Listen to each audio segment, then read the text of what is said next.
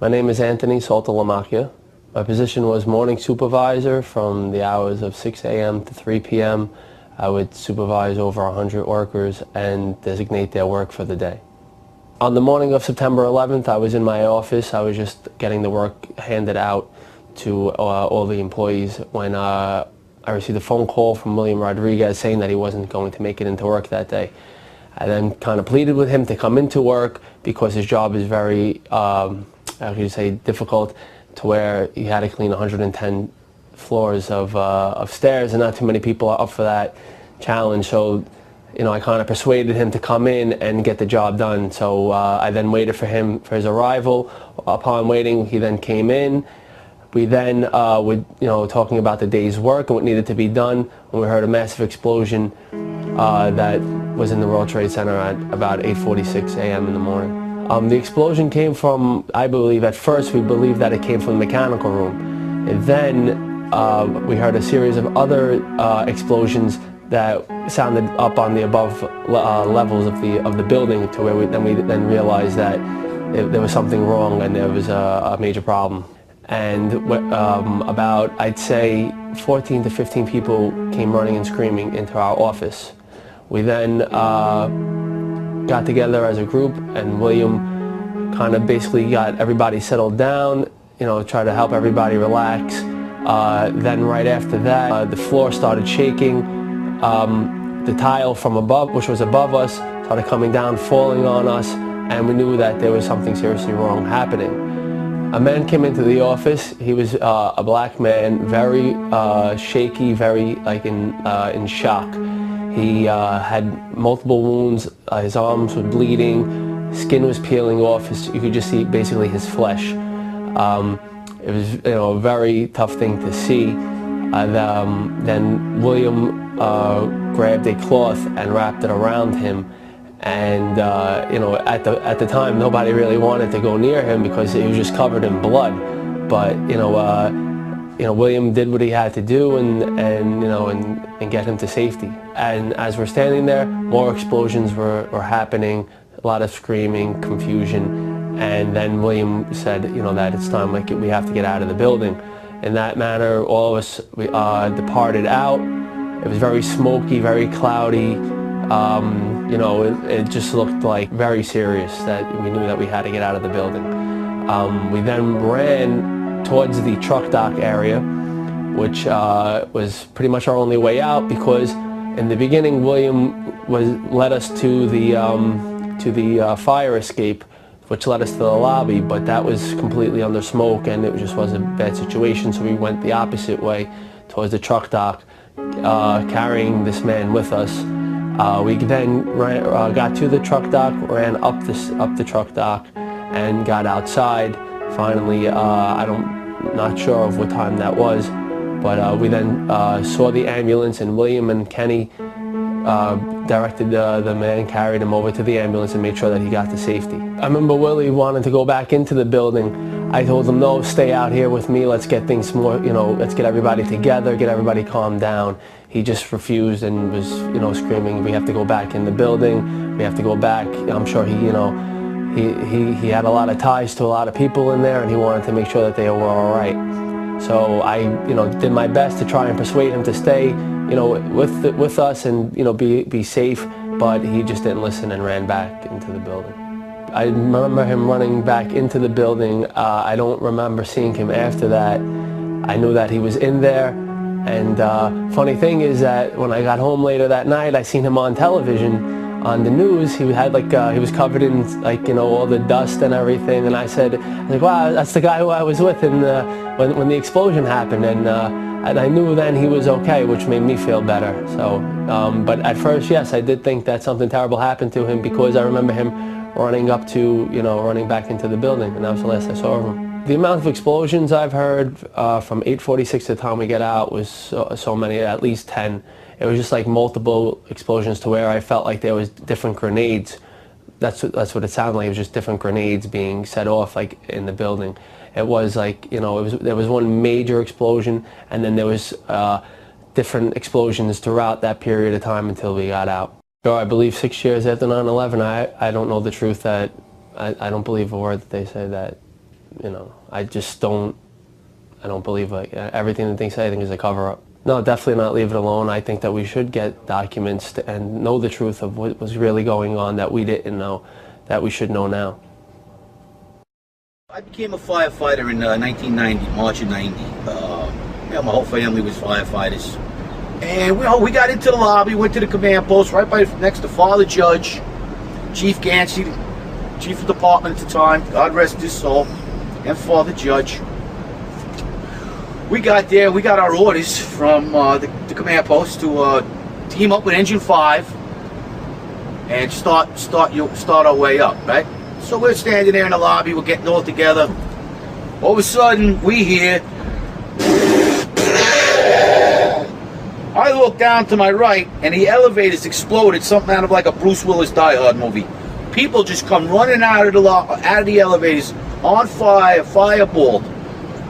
I mean, it was like, what is going on here? Something's up here. I mean, the plane's up there, now there's fire down here. People will run around all on fire. This is crazy. So we said, look, we had our orders. That's our job. We're going to do what we got to do. So we were going up the stairs. As we were going up, you know, there was fire here, there was fire. People burnt up on different levels, and we were trying to get a read on what floor are you coming from? What floor are you coming from? Just, is there fire on your floor? Is there fire on your floor? We were asking, and they were like, no, there's some fire on our floor. There's people trapped on other floors, and we're like trying to get a read. These people were pretty calm. People burnt coming down, just saying thank you, fireman. We were going up. We were heading up to the 24th floor of the stairwell, and all of a sudden we heard, Mayday, Mayday, second plane, second plane.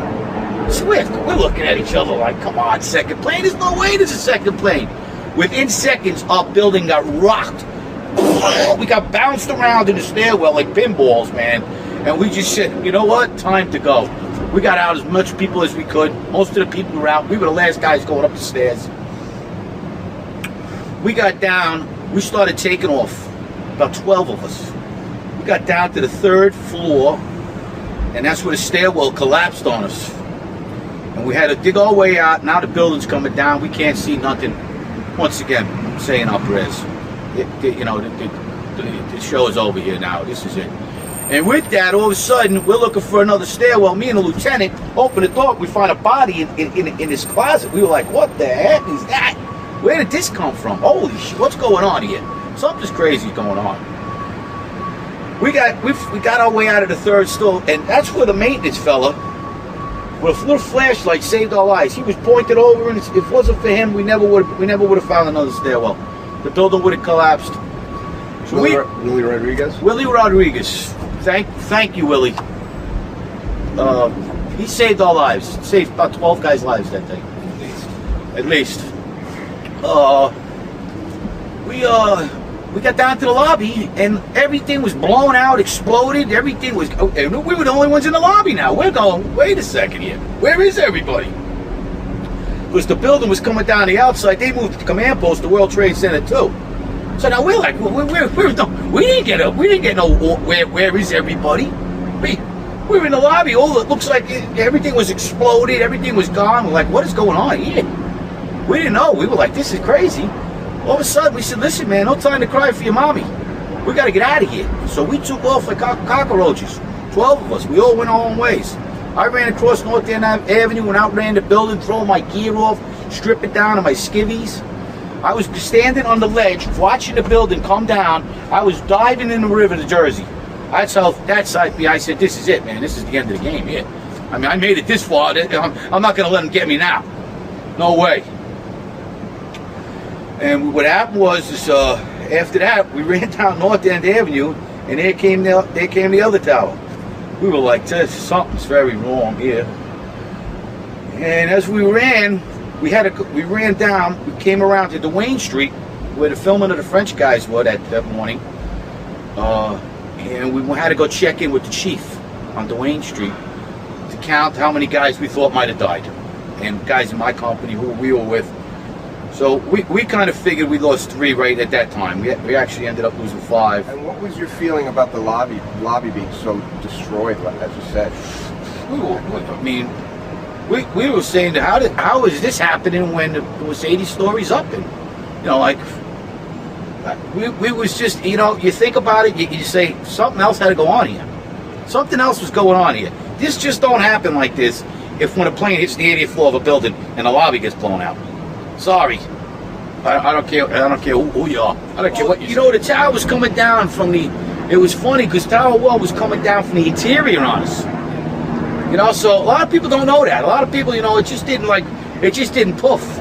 It was coming down. It was coming from the interior. It trapped us on the 3rd floor, and we were like, this thing is definitely coming down, man, because you know the inside structure was just disintegrated. We're like, how is this happening when the plane was up 50 more stories and the stairwell's collapsing on us? Something wasn't right, man. Something wasn't right in Denmark that day. And, you know, like I said, if it wasn't for that maintenance guy, Willie Rodriguez, you know, there would have been a couple of more firemen dead, a couple more people dead. For every window in the lobby to be exploded, I mean, them windows were like as thick as spaghetti. They were 2-3 inch glasses, you know, come on. They exploded out of the lobby, you know, something, it wasn't from the jet fuel, no way. The elevators exploded, they were down from the lobby. The lobby was over here, that should never have happened. Something would happen there, and that wasn't, we came down, it looked like a bomb went off in the lobby. There was no fire, it just looked like a bomb went off. And the building collapsed. The time and the things that went on between the plane and by the time the buildings came down, there was a lot of things that happened that makes you really wonder what went on there. And that's you know, it's too much. There's too many things that went wrong that I mean, I don't, like, you know, I'm not, I guess, an expert on a plane in a building, but just me being in there and experiencing what I've seen and dealt with, something wasn't right that day. And I think everybody in that lobby knew it. It's safe to say that you agree with the premise that the Twin Towers, and especially Building 7, were brought down with other means than just a plane hit. I believe so, yes. Yes. I personally, yes.